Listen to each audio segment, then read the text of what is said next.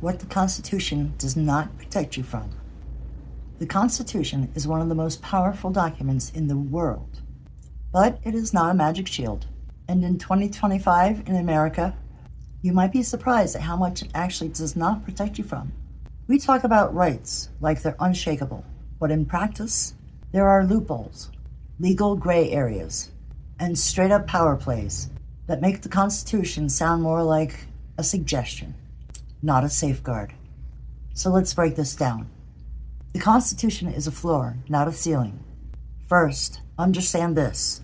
The Constitution sets the minimum standard for rights and freedoms. It doesn't guarantee fairness, kindness, or even decency. It guarantees bare bones protections, and only when they're enforced. You want an example? You have the right to free speech, but that doesn't mean that you can't be silenced by corporate media, algorithmic suppression, private employers, local ordinances written to stifle protest.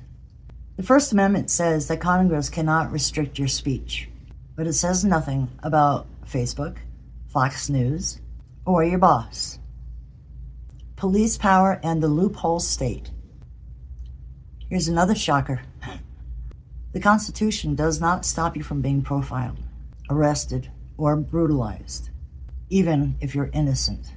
Police can detain you without charging you under the right emergency conditions. They can use facial recognition, stingrays, AI surveillance, and predictive policing tools.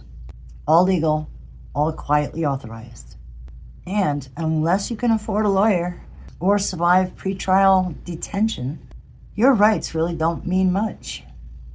The Fourth Amendment protects you from unreasonable search and seizure. But that word, unreasonable, is elastic. Cops just have to say the magic words. I feared for my life.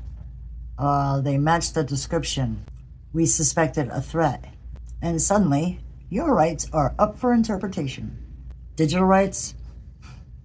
They barely even exist. The Constitution was written in 1787. It has nothing to say about cell phones, GPS, or biometric surveillance. So guess what? Your location, your browser history, your texts, your private DMs, all of it can be collected, bought, sold, or subpoenaed. The NSA, ICE, local police departments, and private data brokers can all track you in real time, often without a warrant. And unless the Supreme Court decides to step in, and they usually don't, you're on your own. The founders didn't imagine Instagram, but the system didn't adapt to protect you from it either. The law is not neutral. This might be the most important thing to understand. The Constitution is only as strong as the people interpreting and enforcing it. And right now, many judges are political appointees. Some entire courts are ideologically stacked. And Supreme Court justices serve for life, with no code of ethics. So if you're hoping that the Constitution will protect you from corporate influence, gerrymandered elections, voter suppression, billionaires buying candidates, don't hold your breath. That is not how the system is designed. It protects power, not always people. What you can do. So what does this mean for you? 1. Know your rights, but don't assume that they'll be honored. Record interactions, ask for a lawyer, and say nothing without one. 2. Don't rely on the Constitution to fix a system that's rigged outside of it. The real power is local. School boards, city council, DA races, state judges. 3. Build networks of mutual support. Legal funds, bail support, protest marshals, cop watch groups. Solidarity is protection. And 4. Demand better laws. The Constitution cannot evolve unless we force lawmakers to evolve it.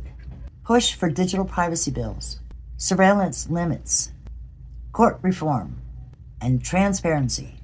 The Constitution is a framework, not a force field.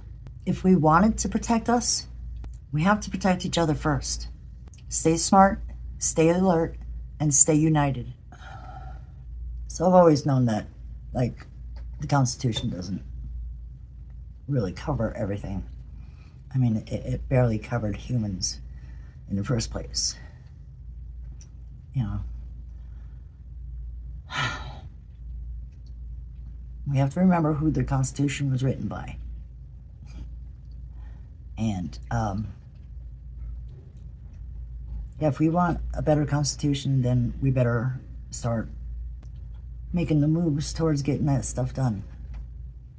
I mean, personally, I would love to see any kind of candidate have to take a test, a civics test.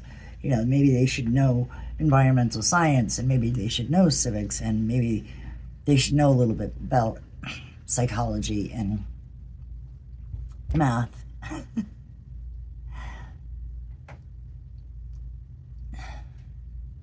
I just think that we should be raising the standard for our elections, for the people who are supposed to represent us, because they're clearly not doing that anymore.